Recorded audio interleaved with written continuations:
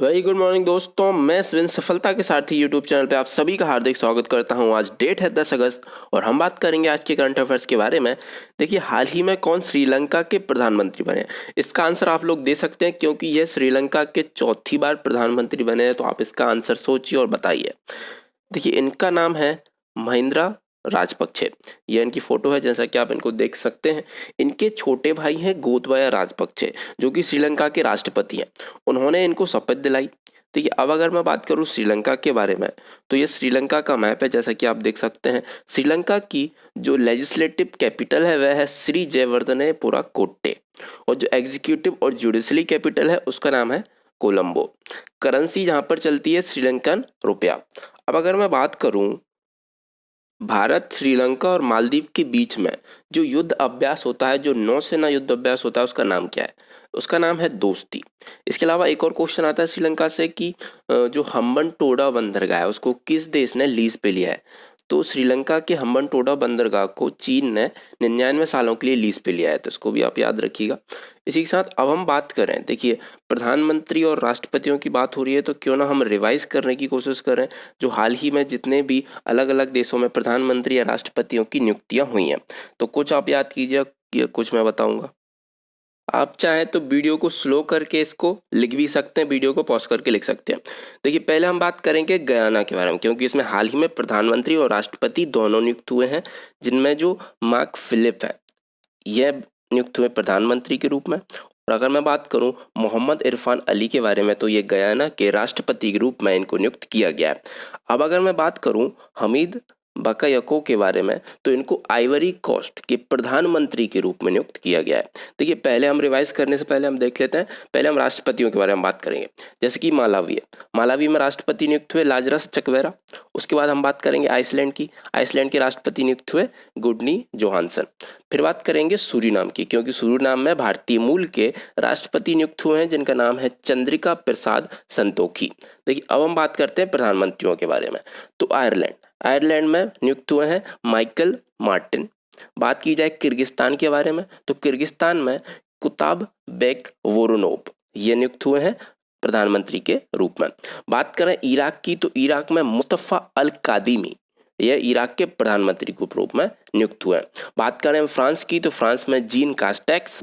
बात करें हम ट्यूनीसिया की, देखिए ट्यूनीसिया में हाल ही में नियुक्त हुए हैं हिचेम मचीची प्रधानमंत्री के रूप में। अब हम बात करें गैबोन की, तो देखिए गैबोन की पहली महिला प्रधानमंत्री नियुक्त हुए हैं ओसौका रेपोंडा। तो इस तरह से ये लगभग कवर किए हैं जो जो मुझे याद आता गया। आपको जो याद आ रहा है वह आप कमेंट सेक्शन में लिख के बता सकते हैं, आप इनको नोट डाउन भी कर सकते हैं। इसी के साथ हमारा अगला क्वेश्चन, इस वर्ष नवंबर में रिलीज होने वाली नीना राय द्वारा लिखित कौन सी पुस्तक है? देखिए, नीना राय ने एक पुस्तक लिखी है, उस पुस्तक का नाम क्या है? उस पुस्तक का नाम है अमेजिंग अयोध्या। हाल ही में भूमि पूजन हुआ है 5 अगस्त को, उसके ऊपर मैं वीडियो बना चुका हूँ। अगर आपने अभी तक नहीं देखी है, इस वीडियो की डिस्क्रिप्शन में लिंक दी हुई है, अभी आप जाके देखिए। 1528 से 5 अगस्त 2020 तक जो सारी कहानी है वह पूरी उस वीडियो में बताई गई है। अब हम बात करते हैं नीना राय के बारे में। देखिए, इन्होंने यह जो बुक लिखी है, यह पुस्तक अयोध्या शहर के बारे में एक प्रमाणिक जानकारी देती है, जिससे जो प्राचीन हिंदू थे वह किस प्रकार का जीवन जीते थे, उनके जीवन के बारे में जानकारी मिलती है। एवं मर्यादा पुरुषोत्तम श्री राम एवं जो जगत माता है सीता, उन दोनों के विषय में जानकारी भी यह पुस्तक देती है। देखिए, अब अगर मैं बात करूं, ये जो अन्य ऑप्शंस हैं ये वो पुस्तक हैं जिनको हाल ही में लिखा गया है। अगर मैं बात करूं raw a history of Indian cabinet operation, तो इस पुस्तक को लिखा गया है यतीश यादव के द्वारा। यतीश यादव, तो इनको आप याद रखिएगा, यतीश यादव एक पत्रकार एवं लेखक हैं। अब मैं बात करूं सियासत में सदस्यता, देखिए यह पुस्तक लिखी गई है बिहार विधानसभा के अध्यक्ष, जिनका नाम है विजय कुमार। और इस पुस्तक को लॉन्च किसने किया? तो इस पुस्तक को लॉन्च किया बिहार के सीएम नीतीश कुमार ने, तो इसको भी आप याद रखिएगा। अब मैं बात करूं quest for restoring financial stability in India, देखिए इस पुस्तक को लिखा गया है आरबीआई के पूर्व डिप्टी गवर्नर, जिनका नाम है वी आचार्य, तो इसको पुस्तक को भी आप याद रखिएगा। बढ़ते हैं हमारे अगले क्वेश्चन की तरफ। निम्न में से कौन सा देश 1971 में स्वतंत्रता संग्राम में शहीद हुए भारतीय सैनिकों की याद में स्मारक का निर्माण करेगा? देखिए, यह स्वतंत्रता संग्राम था बांग्लादेश का, तो बांग्लादेश ही इस जो स्मारक का निर्माण भी कर रहा है, लेकिन यह भारतीय सैनिकों की याद में किया जा रहा है क्योंकि भारत ने बांग्लादेश का समर्थन किया था उसको आज़ादी दिलाने के लिए पाकिस्तान से। देखिए ये जो युद्ध था भारतीय सैनिकों के अद्भुत शौर्य और पराक्रम का युद्ध था, इसलिए इस युद्ध को डिटेल में डिस्कस किया है मैंने। वह वीडियो भी इस वीडियो की डिस्क्रिप्शन में उसकी लिंक ही दी हुई है, वह भी आज ही आई हुई है क्योंकि मैं इसमें डिस्कस करने वाला था, वीडियो लंबी हो जाती इसलिए मैंने उसको अलग से रख दिया। आप वहाँ पर जाके उसको देख सकते हैं, काफ़ी बेहद और शौर्य वाला युद्ध है। आप देखिए भारतीय सेना ने किस प्रकार से पराक्रम दिखा दिया था और पाकिस्तान को धूल चटा दी थी, तो आप जरूर देखिए। तो बढ़ते हैं हमारे अगले क्वेश्चन की तरफ। देखिए अगर आपको वीडियो पसंद आ रही है तो वीडियो को लाइक करना और दोस्तों के साथ शेयर करना ना भूलें, क्योंकि ये वीडियो का अगर आप जितने ज़्यादा लाइक करेंगे, जितने ज़्यादा व्यूज़ आएंगे, हमको उतना ज़्यादा मोटिवेशन मिलेगा अच्छे से अच्छी वीडियो बनाने का और हम आपको अच्छे से अच्छा कंटेंट भी प्रोवाइड करेंगे। देखिए अब हम बात करते हैं हमारे क्वेश्चंस के बारे में। तो भारत रूस के अस्त्रखान में होने वाले किस अभ्यास में भाग लेगा? देखिए अस्त्रखान जो है ये एक जगह का नाम है, ठीक है। तो इसमें भारत जो है एक बहुपक्षीय युद्ध अभ्यास होने वाला है। इसमें केवल भारत ही हिस्सा नहीं लेगा, इसमें रूस ने चीन, ईरान, पाकिस्तान इन सभी को आमंत्रित किया है। इसके अलावा सेंट्रल एशिया, एससीओ के सदस्य और 18 देशों को आमंत्रित किया है रूस ने। तो देखा जाए काफी बड़ा युद्ध अभ्यास होने वाला है। तो इस युद्ध अभ्यास का नाम क्या है? इस युद्ध अभ्यास का नाम है कावकास 2020। अगर मैं इसके बारे में बात करूं, देखिए भारत और रूस के बीच में एक और युद्ध अभ्यास होता है जिसका नाम है इंद्र, और यह होता है थल सेनाओं के बीच में युद्ध अभ्यास होता है, तो इसको भी आप याद रखिएगा। हाल ही में हुआ है पासेक्स। पासेक्स किस किस देश के बीच हुआ है? वीडियो को पॉज कीजिए, थोड़ा रिवाइज कीजिए, कमेंट में लिखिए, उसके बाद मैं बताता हूँ। देखिए पासेक्स हुआ है यूएसए और भारतीय नेवी के बीच में, और इसमें ये जो पासेक्स था इसमें अमेरिका का जो एयरक्राफ्ट कैरियर था निमित्ज, जो कि दुनिया के काफ़ी ताकतवर एयरक्राफ्ट कैरियर्स में से एक है, उसने इसमें हिस्सा लिया था। अब हम बात करें मालाबार के बारे में, तो इसके बारे में हम क्यों बात कर रहे हैं? ये तो अभी हुआ नहीं है। इसके बारे में हम बात इसलिए कर रहे हैं क्योंकि यह भारत, जापान, अमेरिका के बीच में तो होता है, लेकिन इस वर्ष भारत ने ऑस्ट्रेलिया को भी आमंत्रित किया है मालाबार युद्ध अभ्यास के लिए, और यह युद्ध अभ्यास होता है बंगाल की खाड़ी में, तो उसको आप याद रखिएगा। इसी के साथ बढ़ते हैं हम हमारे अगले क्वेश्चन की तरफ। हाल ही में आरबीआई ने कोविड-19 से संबंधित तनावग्रस्त परिसंपत्ति के लिए किस समिति का गठन किया? अगर मैं समिति के बारे में बात करूं तो इसका नाम है केवी कामत समिति। भारतीय रिजर्व बैंक ने कोरोना से रिलेटेड तनावग्रस्त परिसंपत्ति के समाधान के लिए वित्तीय मापदंडों का सुझाव देने के लिए अनुभवी बैंकर केवी कामत के अंतर्गत एक विशेषज्ञ समिति का गठन किया है जिसका नाम है केवी कामत समिति, और यह जो समिति है यह अपनी सिफारिशें आरबीआई को देगी। उसके बाद आरबीआई 30 दिनों के अंदर इसमें संशोधन करेगी और इसके बाद इसकी जो सिफारिशें हैं उनको लागू कर देगी। देखिए बात हो रही है आरबीआई के बारे में, भारत की सेंट्रल बैंक है, भारत सरकार की बैंक है। तो इसके बारे में हम बात करें तो हाल ही में आरबीआई ने श्रीलंका के साथ $400 मिलियन की करेंसी एक्सचेंज के लिए समझौता किया है, तो इसको आप याद रखिएगा। भारत सरकार ने सभी कॉर्पोरेटिव बैंकों को आरबीआई के अंडर में लाने का फैसला किया है। हाल ही में आरबीआई ने फाइनेंशियल स्टेबिलिटी रिपोर्ट भी जारी की है 2020 की, तो ये भी आप याद रखिएगा। आरबीआई के गवर्नर आपको पता है, काफ़ी बार हम डिस्कस कर चुके हैं, शक्तिकांत दास हैं, 25th गवर्नर हैं, हेडक्वार्टर है मुंबई में। स्थापना हुई थी 1 अप्रैल 1935 को कोलकाता में। देखिए ये जो बाकी के ऑप्शन है ये भी काफ़ी इंपॉर्टेंट है, हो सकता है देखिए वीडियो बड़ी हो सकती है लेकिन मैं आपका एक भी सेकंड बर्बाद नहीं करूंगा।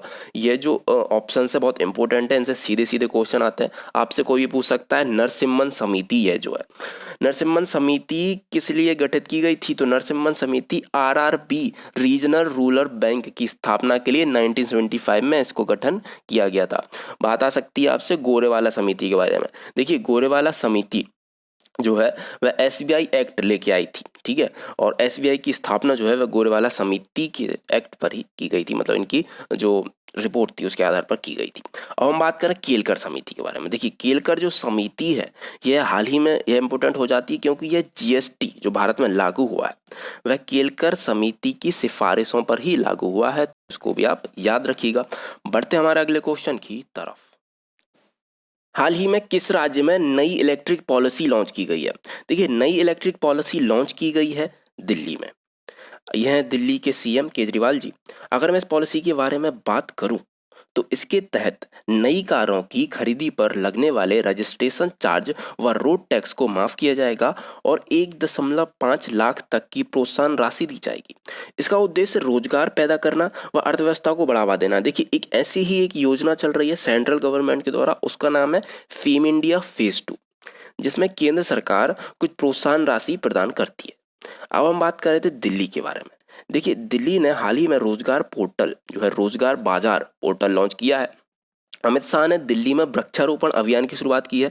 दिल्ली में खुली है भारत की पहली प्लाज्मा बैंक। इसको आप कैसे भूल सकते हैं। कल का हमारा क्वेश्चन ऑफ द डे था कि दूसरी प्लाज्मा बैंक किस राज्य में खोली गई भारत की, तो उसका आंसर था असम, है ना। अब हम बात करते हैं दिल्ली सरकार ने हाल ही में मुख्यमंत्री घर घर राशन योजना की शुरुआत भी की है एवं देश का पहला electric vehicle charging plaza Delhi में ही खोला गया है, तो इसको भी आप याद रखिएगा। उपराज्यपाल जो है वह है अनिल बैजल। बात कर रहे हैं हम अन्य ऑप्शंस के बारे में, तो हरियाणा ने शुरू की है परिवार कल्याण योजना, जैसे कि आप देख सकते हैं। अगर मैं बात करूं हिमाचल प्रदेश के बारे में, हिमाचल प्रदेश का जो नादौन पुलिस स्टेशन है वह देश का सबसे अच्छा पुलिस स्टेशन बन गया है।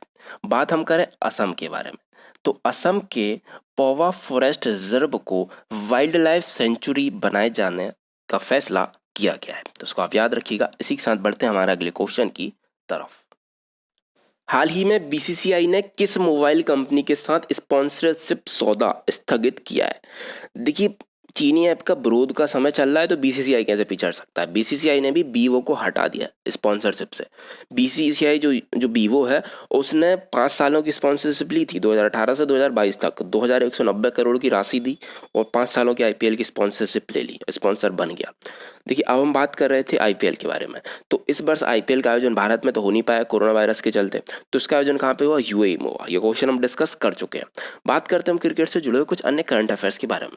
देखिए हाल ही में आईसीसी के मेंस टी20 वर्ल्ड कप को भारत में आयोजित किए जाने की अनुमति दे दी है।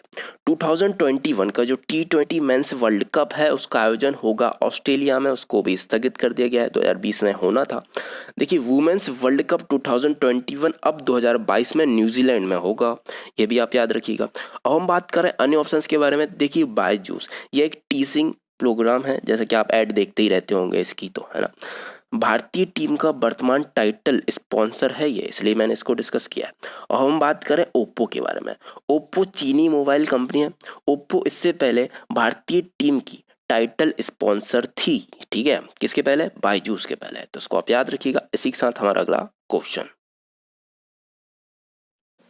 हाल ही में प्रधानमंत्री नरेंद्र मोदी जी ने दिल्ली में राजघाट पर किस केंद्र का उद्घाटन किया है। देखिए इसका नाम है राष्ट्रीय स्वच्छता केंद्र।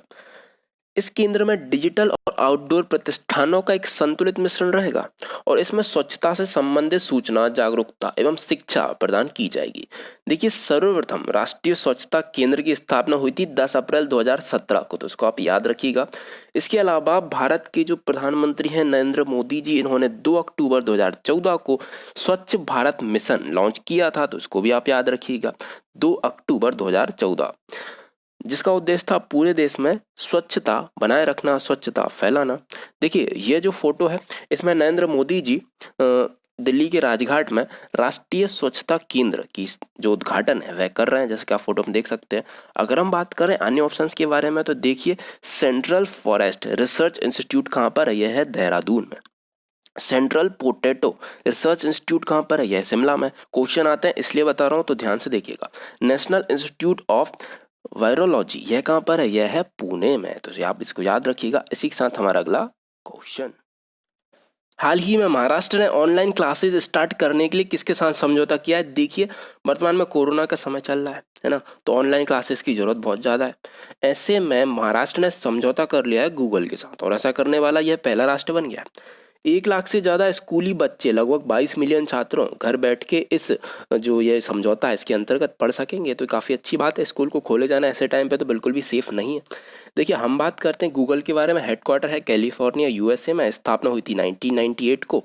सीईओ है सुंदर पिचाई, और सुंदर पिचाई जी ही गूगल की जो पेरेंट कंपनी है अल्फाबेट, उसके सीईओ भी तो हैं।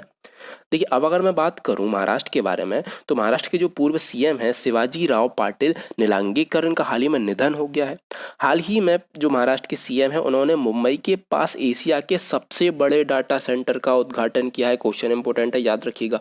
हाल ही में महाजॉब पोर्टल भी लॉन्च किया गया है महाराष्ट्र सरकार के द्वारा।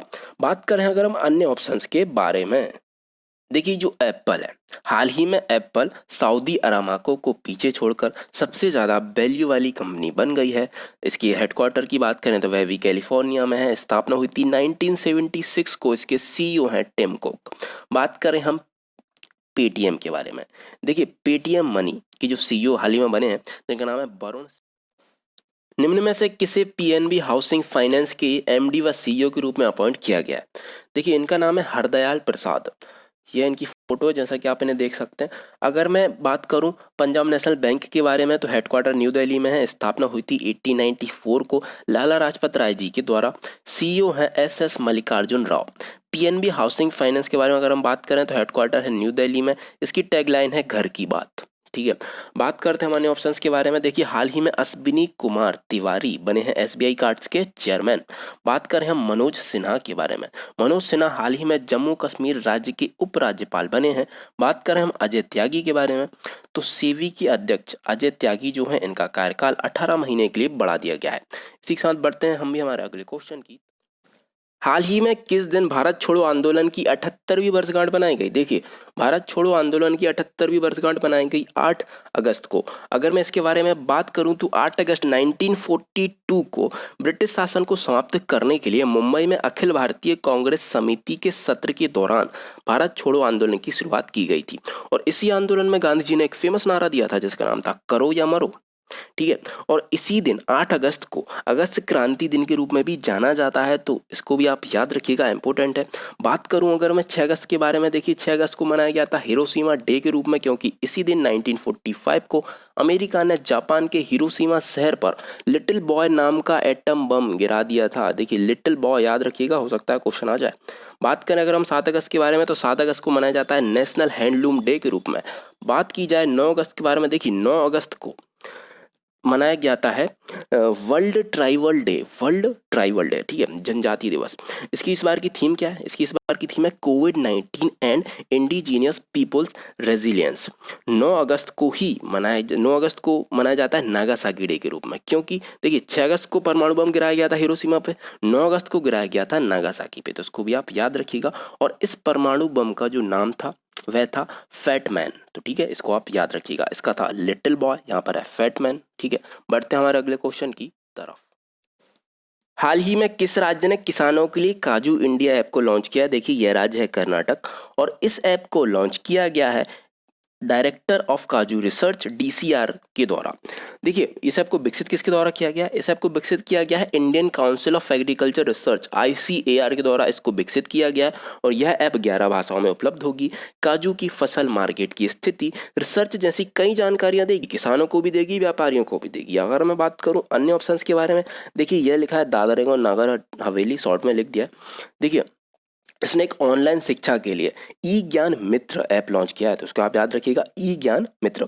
बात हम करें मिजोरम के बारे में, देखिए मिजोरम सरकार ने भी राज्य के किसानों के लिए एक ऐप लॉन्च किया है। ठीक है, अगर मैं बात करूं वेस्ट बंगाल के बारे में, तो वेस्ट बंगाल ने डॉक्यूमेंट्स को स्कैन करने के लिए सेल्फ स्कैन नामक एक ऐप लॉन्च किया है, तो उसको आप याद रखिएगा। बढ़ते हैं हमारे क्वेश्चन ऑफ द डे के बारे में।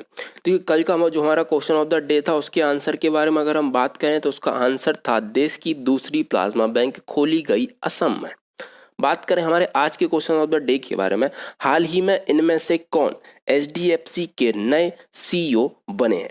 देखिए इसको हम काफ़ी बार डिस्कस कर चुके हैं, तो ध्यान से आंसर लगाइएगा। बाकी जो ऑप्शन हैं आप इनको भी देखिएगा, यह कहीं ना कहीं पे नियुक्त हुए होंगे, क्योंकि हमारे ऑप्शन भी बेस्ट नहीं जाते।